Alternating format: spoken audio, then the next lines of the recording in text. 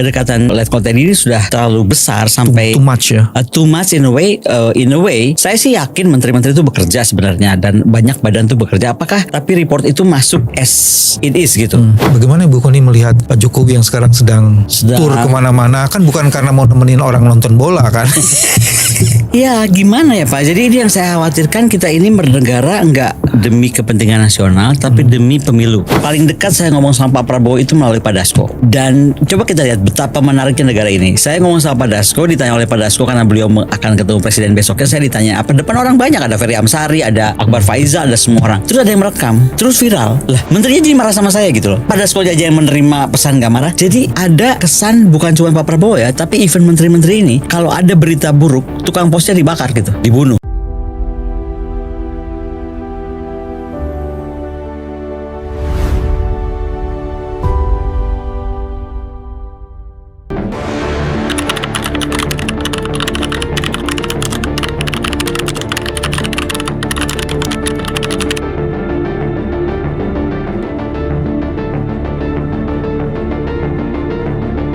Assalamualaikum warahmatullahi wabarakatuh. Teman-teman, jumpa lagi di channel ini, channel yang ingin terus menerus menjaga kewarasan.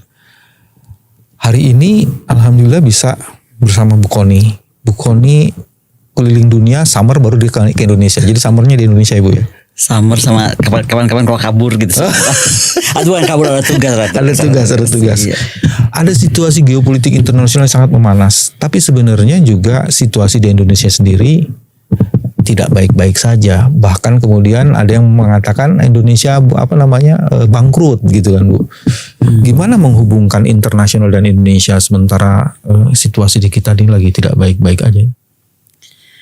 Kalau dikaitkan ke dunia internasional, kita harus tahu lah bahwa urusan Iran sama Amerika ini nggak sesederhana yang kita harapkan. Panjang ya masih jalannya. Tadi pagi saya bertemu sama tokoh Timur Tengah, Nasir Tamara, yang pernah mewawancara Khomeini dan lain-lain, dan dia memberikan buku tentang revolusi Iran.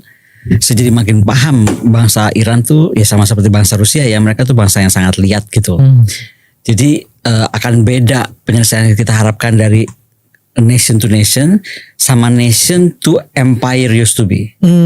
Jadi mereka tuh agak beda. Kita memperlakukan negara dengan negara normal sama negara yang pernah dia tuh empire besar, apalagi pernah kayak Rusia yang mengalahkan Napoleon ini dan itu gitu. Apalagi kayak Iran juga yang pernah bersahabat dengan Israel. Malah kalau nggak salah yang mendirikan Mossad itu adalah Iran loh. Sebenarnya coba.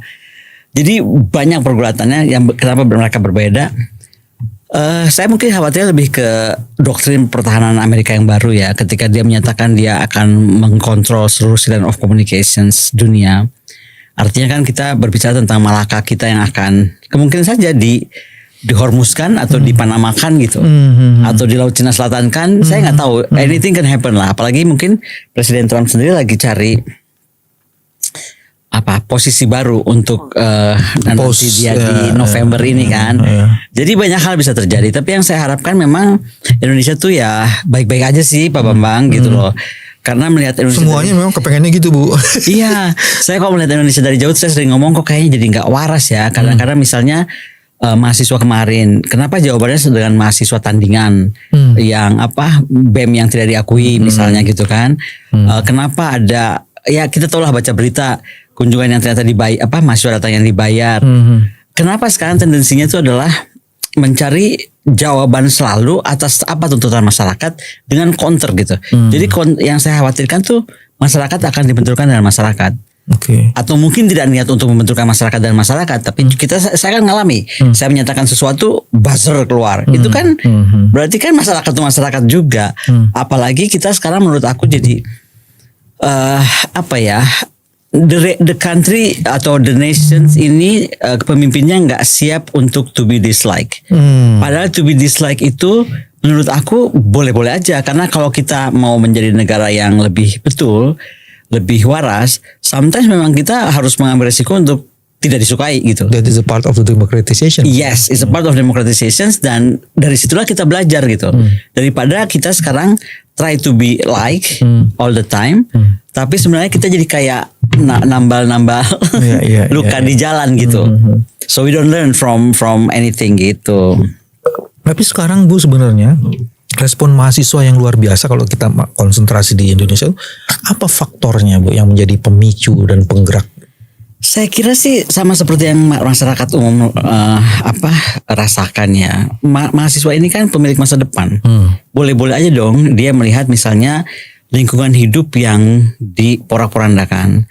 Betul ada alasan ekonomi yang harus dikejar, tapi kita mesti lari ke tadi mahasiswa tuh tahu, mereka juga baca kali buku atau baca juga di kampus. Misalnya saya sampai catat ya, misalnya sampai Pop itu kan pernah bikin ya, kalau nggak salah Pop tuh pernah bikin gerakan bahwa masyarakat adat atau lingkungan itu kan masuk dalam ensiklik Laudato Si 2012. Ketika dikeluarkan oleh Pop Francis tentang ensiklik Laudato Si, itu dia bilang bahwa ke depan akan ada hubungan antara masyarakat yang menghadapi krisis dengan lingkungan adat atau lingkungan masyarakat adat yang menjaga lingkungan. Bayangkan itu Pope Francis 2012. Dia sudah bilang bahwa misalnya tanah untuk masyarakat adat itu bukan komoditas seperti sekarang orang kota atau negara melihatnya sebagai komoditas, tapi itu Tuhan mereka, nafas mereka. Sehingga akan sangat berbeda pendekatannya. Nah, jadi kalau sekarang kita melihat itu, kita harusnya juga sadar, mahasiswa sadar itu bahwa ke depan ini lingkungan seperti apa. Saya kemarin lihat masyarakat Bajo. Bayangan, kita tahu suku Bajo itu suku pengembara hidupnya di laut indah. Dulu dia menguasai dunia lah maksudnya dengan kemampuan terbatasnya itu, tapi sudah kemana-mana. Sekarang mereka tergeser. Ini kalau saya lihat sekali lagi saya lihat di media sosial, saya belum lihat ke Bajo langsung. Tapi mereka tergeser sampai harus pindah pulau 20 km jauh dari tempat aslinya. Bayangkan ratusan tahun mungkin sudah di sana, sudah membawa culture sendiri, hanya karena nikel yang gila-gilaan, yang masif merusak lingkungan mereka harus pindah. Belum lagi kalau kita bicara masyarakat Papua, saya belum nonton film Pesta Babi, tapi kalau saya tangkap sama keluhan kita itu tentang bagaimana krisis lingkungan kan. Nah, itu salah satu elemen mahasiswa. Yang kedua juga mungkin kalau menurut saya MBG ini kan susah untuk dibilang tidak memboroskan anggaran negara. Saya tuh sampai sempat bilang ya, kalau saya kementerian gitu atau saya kepala sebuah kementerian, saya tuh akan heran sebuah badan spending uangnya lebih gila dari sebuah kementerian, betul nggak? Yes. Sehingga Pak Bambang tahu nggak kayak kemarin ya tiba-tiba Pak Safri minta naik anggaran, Pak Pigai minta naik anggaran. Padahal itu mahasiswa paginya tuh baru heboh. Dalam hati saya ini kok nggak ada empati ya gitu. Tapi saya coba mengerti kenapa sekarang Pak Safri langsung mengajukan anggaran besar. Kenapa Pigai? Mungkin kementerian lain juga akan. Karena gimana sebuah badan yang baru berdiri kemarin di running oleh orang-orang tertentu itu bisa sangat sakti punya uang yang dispendi 1 triliun sehari dan pertanggungjawabannya makin kacau. Tadi on the way saya ke Bapak, saya nggak sengaja dengarkan radio di Cilacap aja Pak, itu ada 100 baru ketemu ada 130 dapur SPPG masuk. Jadi nggak ada. Tadi di radio apa saya lupa radionya, tapi ada menyatakan demikian. Tapi 6 juta per hari keluar. Nah itu jadi ya sekarang heran kalau sekarang Dadan dan kawan-kawan bisa untung 1 miliar sehari gitu. Nah jadi mahasiswa tuh pasti akan ke sana Pak. Apalagi itu Skopdes. Tadi saya kan ngomong soal masyarakat adat. Itu kan juga kalau nggak salah di ND itu tempat daerah adat yang kemudian atas nama koperasi desa ya diambil alih. Belum lagi sekolah-sekolah, kita tahu kita kekurangan sekolah. Malah sekolah diambil alih. Kalau saya nggak salah, saya ngobrol sama beberapa kawan, termasuk lapangan sepak bola di kampung misalnya. Kan itu menyedihkan ya Pak Bambang. Dan mahasiswa tuh menangkap itu. Saya berterima kasih untuk para adik mahasiswa karena yang saya lihat tuh saya mengistilahkan Pak Presiden ini seperti lagi raja yang telanjang itu dalam cerita Anderson. Karena dia yakin betul. Saya nggak bisa menyalahkan keyakinan dia menggunakan baju intan yang hanya orang baik, orang benar, orang lurus melihat dia. Tapi masalahnya adalah apakah orang baik, orang benar lurus itu benar-benar baik dan lurus dan benar gitu? Iya kan? Takutnya itu kan cuma kamuflase semata sampai seorang anak kecil bilang loh, you are naked gitu. Nah, yang ngomong you are naked in the real life-nya Indonesia hari ini mahasiswa. Bukan ada kayak paradoks gitu ya. Satu sisi kita tahu presiden kita tuh well educated, bacaannya banyak, paling tidak dari buku-bukunya itu. Yeah. Terus yang kedua, kebijakan yang diambil itu tidak menunjukkan bahwa betul ada riset berbasis pada R&D yang benar.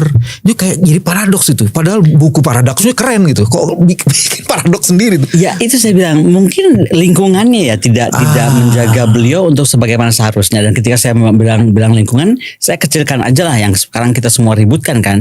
Kedekatan Letkonten ini sudah terlalu besar sampai Too much ya. Too much in a way. Saya sih yakin menteri-menteri itu bekerja sebenarnya dan banyak badan itu bekerja. Apakah tapi report itu masuk as it is gitu.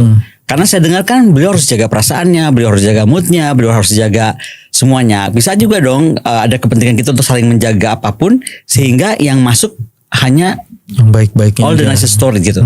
Karena kalau saya perhatikan cara beliau pidato tuh beda ya antara PD beneran atau PD yang memaksakan PD. Ini PD-nya beneran Pak. Jadi kayaknya memang sumber informasinya diterimanya itu ya. Iya, dan nggak bisa disalahkan itu kan ya. Makanya sekarang saya bilang adalah harusnya memang ada tuntutan dari siapapun itulah bahwa banyak hal sudah terjadi yang nggak benar. Contoh saya bukan anti MBG lah. Tapi kan MBG itu seperti Bapak bilang harusnya ada pilot project dulu di mana dari satu daerah spreading gitu ke daerah lain, atau di tiap pulau tuh satu titik yang spreading slowly but sure ke daerah lain. Jangan sampai kayak di Jawa Barat yang sekolahnya berapa, SPPG-nya sampai berapa kalau nggak salah saya baca 3.000-an ya Pak kalau nggak salah. Ada yang salah dari cara kita mengelola atau sampai terjadi tadi SPPG bayangan atau SPPG yang berganti-ganti nama. Jadi semuanya akan diakal-akal ya Pak ya untuk hanya menghasilkan. Kadang-kadang kita tuh kayak di ini Bu. Ini kan mulia. Tapi kan bukan mulianya how to execute itu kan, how to actualize itu. Ininya yang how-nya itu nggak, how to-nya itu yang nggak. Sebenarnya sih itu tadi saya nggak tahu apakah negara ini sekarang tuh sedang dirunning sama siapa ya. Tapi tadi yang tadi saya bilang, apakah karena terlalu eager to be like ya kan, sehingga apapun juga di-ignore. Contoh nih saya bilang seolah-olah takut dikritik media, takut di demo, takut kehilangan popularitas, takut ini takut itu. Padahal segala ketakutan itu membawa akhirnya kebijakan negara itu nggak clear. Kebijakan negara ini nggak pro rakyat atau kebijakan negara ini nggak anggaplah pro rakyat tapi tidak pro kepentingan nasional misalnya. Hal-hal seperti itu kan sangat disayangkan. Apalagi kembali Indonesia ini akan menghadapi banyak masalah yang menurut saya ya bisa datang kapan aja. Apa itu? Ya tadi dunia ini kan sedang berubah, kawasan berubah, konstelasi geopolitik dunia berubah, ya kan? Mencairnya Arktik, coba itu kan di ujung mana? Mungkin di sini doesn't even care mencairnya Arktik, tapi Arktik itu membuka hubungan perdagangan yang berbeda dalam certain months. Memang tidak full setiap tahun karena ada es dan lain-lain. Tapi kembali ngomong es, pemecah es mereka pun teknologinya makin canggih kan, betul nggak? Jadi satu hari memang dunia tuh dikonker lah. Bayangkan kita sedang ngomong dunia yang dikonker, di sini kita sedang kehilangan kita sedang kehilangan proper use of itself. Bagaimana negara ini dirunning? Coba kalau kita lihat ya, katanya kan gini ya, negara itu punya tugas melindungi negara, mencerdaskan rakyat, menjamin keamanan, membangun kesejahteraan, apalagi menjaga masa depan, mencerdaskan kehidupan bangsa. Ya, mencerdaskan kehidupan bangsa. Tapi yang sekarang itu akhirnya negara kelihatan buat saya ya, mohon maaf kalau saya salah, tapi sibuk memerangi opini.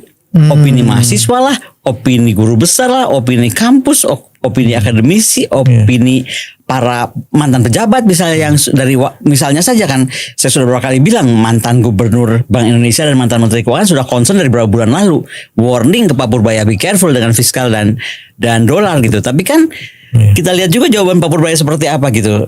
Ya akhirnya begitu sudah dolar naik terus kemana-mana dan berefek kemana-mana, efeknya jadi mengerikan gitu. Ada juga yang sekarang jadi perhatian Bu, faksionalisasi kayaknya makin menguat, bukan hanya friksi. Nah kalau ini mendorong menjadi segregasi dan polarisasi, itu kan akan membahayakan itu bahaya. Soliditas di tengah situasi yang makin kuat ini. Tapi itu terjadi, dan yang mengerikan tuh kan di antara elit itu terjadi. Misalnya bagaimana Bu Koni melihat Pak Jokowi yang sekarang sedang tur kemana-mana, kan bukan karena mau nemenin orang nonton bola kan. Ya gimana ya Pak, jadi ini yang saya khawatirkan, kita ini bernegara enggak demi kepentingan nasional tapi demi pemilu. coba deh kalau kita lihat kan, boleh nggak kalau saya tarik garis sederhana? Oh kalau gitu, kalau negara-negara berkepentingan memikirkan kepentingan nasional kan dia mikirkan tadi teknologi yang makin canggih, kemudian industri yang makin hebat, ya kan, kemandirian atau keberdikarian bangsa yang makin tidak terbantahkan. Nah kita jangan-jangan nih Pak nggak kesana, kejauhan kalau kesana. Jadi kita cuma mikir per 5 tahun. Contoh sekarang misalnya saya udah dengar banyak berita, ada buku beredar Gibran 2029 misalnya. Saya belum lihat bukunya Pak, tapi ini banyak yang bilang ya. Nah, kalau memang iya, lo kok berani banget itu loh bikin Gibran 2029, sekarang masih 2026 sekali lagi nih kalau benar ada buku itu Pak ya. Sekarang masih tahun berapa, dan kalau ada Gibran yang Gibran, berarti ada Gibran lain yang sedang mempersiapkan diri jadi 02 atau 01 atau apa, saya nggak ngerti. Nah, apakah kita akan fokus hanya gaining something to achieve that every 5 years elections, atau apa itu mungkin pertanyaannya. Jadi sebenarnya kita tuh banyak defisit ya, defisit kenegarawanan, defisit cita-cita. Defisit cita-cita, I like that. Iya kan Bu? Kan kalau ukuran cuma 5 kan miopik banget itu. Sangat. Nah kalau begitu, kalau kita mau bikin lebih positif, jadi apa yang mesti dikerjain? Kalau saya yang mesti dikerjakan mungkin lebih ke kita tuh mesti mampu bertanya. Indonesia itu tadi ya, satu mau dibawa kemananya jelas. Tapi yang mimpin Indonesia siapa aja saya jadi nggak tahu. Mohon maaf nih Bapak. Sekarang ya, kalau kita yang nanya mimpin Indonesia, saya bukan ngomong nama. Yang saya pikirkan itu soal struktur. Apakah kebijakan kita ini, bernegara ini dibuat oleh negara? Betul-betul negara dengan segala perangkatnya tadi, ya kan? Ada Lemhanasnya, ada Wantanasnya, ada Menko-nya, ada semua tuh betul-betul integrasi. Apakah oleh partai? Apakah oleh oligarki? Apakah oleh media? Lebih gila lagi, apakah oleh algoritma? Algoritma ya. Algoritma. Oke lah, semua misalnya ancek. Tapi algoritma media sosial, ya kan? Ini menurut saya sekali lagi itu seperti yang sedang menjadi tolak ukur gitu. Apa yang muncul di media sosial itu yang di counter kan? Seolah-olah itu dianggap semuanya yang paling. Padahal algoritma itu bisa direkayasa bisa kan? Bisa sangat direkayasa gitu loh. Bu terus Bu gini Bu, saya tuh ini kayak kita defisit kenegarawanan kan dulu ya, kalau ngelihat Bung Karno di awal. Agus Salim, ya. Apa namanya Ali Sastroamidjojo. Ali Sastro, HB Yasin. Itu kan levelnya dunia. Tan Malaka. Memberikan kontribusi pada dunia. Terus menjaga bangsa ini dengan membuat aturan-aturan melalui perdebatan yang sengit. Ini sekarang kita nggak ada perdebatan karena harus yang baik-baik aja. Bagaimana perdebatan? Even partai yang menurut saya terserah dia menyebut dirinya penyeimbang lah atau apapun. Itu hak dia lah. Dia pengen jadi partai penyeimbang, artinya tidak masuk ke dalam rombongan besar itu. Coba nggak hujan nggak angin sekarang tiba-tiba dikoyo-koyo dengan posisinya yang menjadi penyeimbang itu.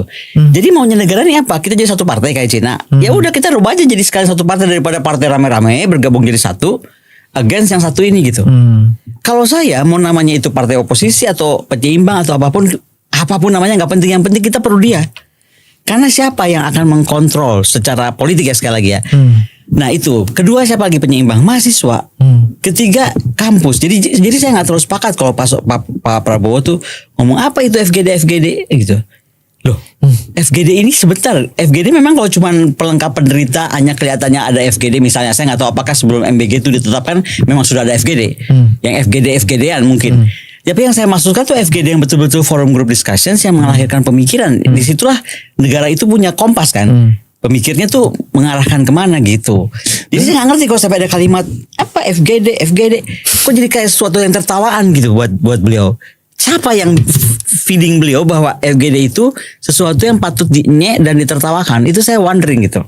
Padahal kan di mana-mana demokratisasi syaratnya substantial participation kan. Yes, exactly. Nah, kalau itu nggak ada, terus bagaimana kita mau ngomong demokrasi kan? Dan lebih gila lagi, yang lebih sedih lagi adalah sekarang negara ini tadi karena dia kehilangan proper use of itself, dia betul-betul jadi kehilangan kelima kewajiban dia. Betul kan? Yes. Karena sibuk yang lain. Sebenarnya apa yang dia ingin capai ya? Coba gini ya. Kita kalau bicara tentang negara normal ya kan? Normal itu guru dibayar layak. Betul Pak? Yes. Kemudian dosen tuh hidupnya terhormat. Bukan gajinya di bawah supir SPPG. Kemudian listrik tersedia, nggak usah mati-mati lampu sampai pengusaha ikan hias mati semua gitu kan. Transportasi jalan, hukum bekerja, polisi dipercaya. Tentara harus profesional dalam arti siap perang. Nah sekarang kenapa politik kita yang modern ini menjadikan ini tuh sekarang negara tuh kayak mengejar simbol. Saya boleh nggak ngomong gitu ya? Kayak mengejar simbol bukan substansi bernegara. Oke. Itu kok yang saya mungkin melihat dari jauh karena ada jarak ya, Pak Bambang. Saya melihatnya kok seperti itu, dan itu yang kenapa saya datang ke sini tuh saya betul-betul bawa catatan karena saya pikir di tempat Pak Bambang nih saya akan lebih dalam, karena menurut saya kita udah lari ke pencitraan, kita lari ke konflik elit, kita lari ke penggunaan buzzer yang masif, nggak tahu uangnya dari mana. Padahal tugas negara itu simpel kok. Ada listrik, ada pendidikan, ada sekolah, ada pangan, ada kesehatan, ada keamanan. Beres. Kenapa jadi sibuknya ke pencitraan, ke perang buzzer yang terus dikelola terus atau ke konflik elit gitu? Itu loh Pak Bambang. Yes. Ini kan yang jadi masalah lagi Bu sekarang. Ini yang belum kesentuh cuma emak-emak aja nih Bu. Kalau LPG naik selesai nih. Mama udah mulai turun kan kemarin. Yang apa tuh saya lihat Mama mulai turun. Tapi ya tadi saya juga sedih. Misalnya ada Mama yang bisa datang dengan dikasih 100 dan wajan dia pulang. Pulang dengan tertawa-tawa ya. Maksud saya tuh inikah negara kita gitu yang diperjuangkan dengan darah dan air mata oleh para pahlawan, oleh sang proklamator, oleh para pendiri bangsa gitu. Kok hanya begini? Saya sih sedih banget Pak Bambang. Ada efek domino yang akan muncul. Apa? Kerusakan ini kan bukan hanya sekedar karena pencitraan. Ini kan merusak seluruh karakter, merusak struktur.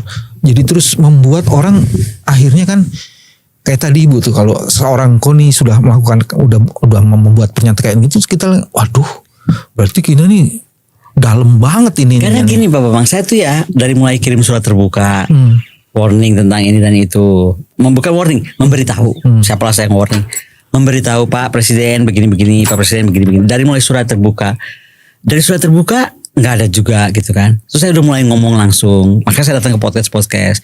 Tapi begitu nggak suka, sang pemilik podcast itu bisa ditekan, take down. Walaupun ceritanya bisa dikarang apa aja ya. Jadi dari 95% yang saya katakan, misalnya satu saya terpleset, contoh yang saya bilang ada tentara Israel yang saya baca berita salah itu loh. Ya everybody can read the wrong media gitu loh. Oke, saya pikir beritanya salah gitu. Tapi kenapa nggak cuma di-cut aja, tapi harus di-take down. Nah, jadi ada yang mengendalikan semua ini, pokoknya harus seperti maunya saya, harus bersih, harus kelihatannya mulus-mulus aja. Itu the need to be like itu actually destroying itself. Ya kayak kita deh manusia. Saya turunkan ya, boleh nggak dari negara? Kalau saya jadi orang, saya ingin disukai semua orang, mati saya Pak. Mati saya pasti. Karena gimana I cannot please everybody. Ya sama negara pun nggak bisa please everybody. Tapi dengan jabatan yang diemban oleh Pak Prabowo, dan saya dengar ya dari saya tuh baru ketemu orang dekatnya Pak Prabowo minggu lalu. Seorang wanita nih gak banyak muncul, tapi tiba-tiba minta ketemu. Dan dari dia saya paham bahwa Pak Prabowo itu orang sangat perasa lah, sangat committed lah, sangat mikirkan Indonesia lah. Saya percaya 1.000.000% yang disampaikan. Karena dari lihat fotonya, dari lihat video yang diperlihatkan, yes he is. Tapi sebaik-baik orang Pak, seluruh orang, sesuci-suci orang, kalau feedingnya salah, bagaimana dia bisa jadi baik dan benar berdasarkan feeding yang salah gitu loh. Bu, kalau saya bilang kebangkrutan kita hampir sempurna kalau melihat DIPA ke daerah kurang. Jadi daerah sekarang nggak punya duit untuk gaji sampai bulan 12. Ada yang lebih sedih apa? Itu katanya koperasi desa itu akhirnya membelenggu para kepala desa dengan nah itu. Di kepala desa kayak begitu diperlakukannya. Itu kan bisa perang tuh antara Kopdes dan Bumdes dan macam-macam itu. Iya, karena katanya dari anggaran yang ditaruh untuk itu pinjaman. Saya nggak terlalu paham Pak, ini istu terlalu detail untuk saya gitu. Tapi yang kalau nggak salah itu mereka tanda tangannya nilainya berapa. Tapi akhirnya bangunannya itu hanya nilainya berapa. Betul kan? Semuanya terkonfirmasi itu. Nah, jadi artinya dia harus tanggung jawab pada sesuatu yang dia tidak terima. Yang mengerikan yang tadi saya bilang itu, yang paradoks itu. Kalau membangun koperasi, Kan di mana-mana dibangun tuh kan ada etosnya, value-nya. Bukan bangunannya. Bukan bangunan dan barang isi di dan dalamnya. yang paling agak mengkhawatirkan tuh gini, Bu. Terus yang kayak Pimpronya itu teman-teman yang sekarang di militer. Kan kayak menarik masuk dia dalam satu jebakan gitu loh, Bu. Tuh marwah dan kehormatannya kan, ya lu cuman jadi pemborong, lu ngapain jadi militer? Kan digitu-gituin tuh yang beredar di masyarakat ya. Itu kan kita kayak berasa yang agak, loh kok jadi dihancurin kayak gitu. Ini menjawab apa yang tadi Pak Bambang Tawa katanya di depan, kenapa mahasiswa turun. Mahasiswa kan kita nggak bisa lupa nih, 98 itu kan baru kemarin. Kita dari sana, betul nggak sih? Iya. Bagaimana militer kembali ke barak, kemudian diprofesionalkan. Kenapa saya teriak-teriak berapa puluh tahun ini bicara anggaran diperbesar, karena saya ingin militer kita tuh outward looking. It's not only professional but outward looking defense, karena saya melihat kawasan kita tuh akan menjadi sesuatu yang sangat. Nah, yang sekarang kan jadi lucu, anggaran pertahanan tinggi, beli alutsista canggih, malah kapal induk, tapi tentaranya masuk ke dalam, sangat ke dalam, seperti cerita tadi. Jadi ada antitesis gitu loh dari apa yang dicita-citakan sama apa yang sedang dilakukan gitu. Gini deh Bu, kalau ketemu Pak Prabowo, insya Allah bisa ketemu Bu Koni. Mau ngomong apa? Kan makin kritis nih kalau nggak ada yang berani to be honest ngomong yang ini loh sejujurnya gini. Kira-kira apa sih? Saya paling dekat saya ngomong sama Pak Prabowo itu melalui Pak Dasko.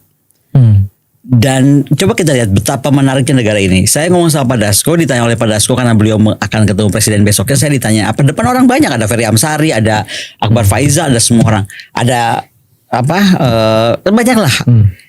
Terus ada yang merekam, terus viral. Lah, menterinya jadi marah sama saya gitu loh. Pak Dasko aja yang menerima pesan gak marah. Jadi ada kesan bukan cuma Pak Prabowo ya, tapi even menteri-menteri ini, kalau ada berita buruk, tukang posnya dibakar gitu, dibunuh. Bukannya dibaca dulu suratnya, mengerti isi surat itu apa gitu. Ini yang nggak boleh terus terjadi. Itu yang saya khawatirin tadi, faksionalisasinya udah menguat, dan ini sebenarnya ujungnya Bu, kalau dalam proses sosiologi politiknya itu, ini sebenarnya decay Bu. Sangat decay. Kalau nggak decay Pak Bambang, saya nggak akan datang ke Pak Bambang, nggak akan datang podcast. Really? Sebenarnya kan pertanyaan gini, ngapain sih lu ngomong melulu gitu? Saya pernah ketemu orang Pak ya, ini lucu banget loh. Saya ketemu orang, dia senior sebuah partai tua lah. Dia ngomong gini, saya tuh perhatiin Bu Koni loh katanya, rajin banget ngomong gitu kan, terus kayak mencoba memberi pencerahan atau mencoba memberi masukan. Tapi tahu nggak, you are wasting your time katanya. Dia ngomong begitu loh. Ini tokoh Pak, tokoh politik. You are wasting your time, karena memang bangsa ini kalau menurut babat tanah Jawa atau nggak tahu lah saya babat apa yang dia baca, memang harus hancur dulu. Lah, saya bilang nggak kayak gitu saya cara berpikirnya. Kalau saya maunya kalau sebelum hancur. Kalau hancur bukan kita nih yang hancur, yang rakyatnya. Hancur rakyatnya. Apalagi kemarin saya baru diajak Ibu Mega ke rumah Pak Soekarno, ini musim baru Pak. Jadi kapan siapa yang ke Blitar, kalau ziarah main di Blitar ya? Di Blitar. Apa ya? Terus saya tuh disitu jadi merenung ya. Dulu Bung Karno dibesarkan seperti apa? Kok usia sangat muda duduk di bawah pohon mana? Dia dapat wahyu apa gitu? Nah, kok di kita tuh nggak ada ya yang ada Tio sekarang. Tapi maksud aku tuh yang tadi yang sedang memegang jabatan, apa nggak ngeh ya untuk pikirkan bahwa bangsa ini lahir dengan pikiran besar, dengan tadi Pak yang disebutkan semua tadi di awal. Haji Agus Salim lah, semua itu kok tega gitu loh, mengkhianati Agus Salim, mengkhianati Soekarno, mengkhianati Hatta, mengkhianati Ali Sastroamidjojo, you name it lah, semua nama yang bisa kita sebutkan, even mengkhianati Tan Malaka loh, ya kan? Why? Kok kayaknya kita tuh gifted aja gitu, terus sekarang tiba-tiba siap menghadapi kehancuran. Ibu belum jawab pertanyaan saya, kalau ketemu Pak Prabowo mau ngomong apa? Kenapa saya nggak mau jawab? Karena saya nggak yakin Pak Bambang bahwa kita tuh akan menganggap Pak Prabowo. Atau mungkin barangkali melalui podcast ini kan beliau ini saya undang kan kadang-kadang suka gitu kan beliau. Saya nggak tahu, kalau itu saya nggak tahu. Mungkin saya udah mulai apa ya, mikirin juga kata-kata si senior partai itu. Wasting. Tapi enggak lah Bu.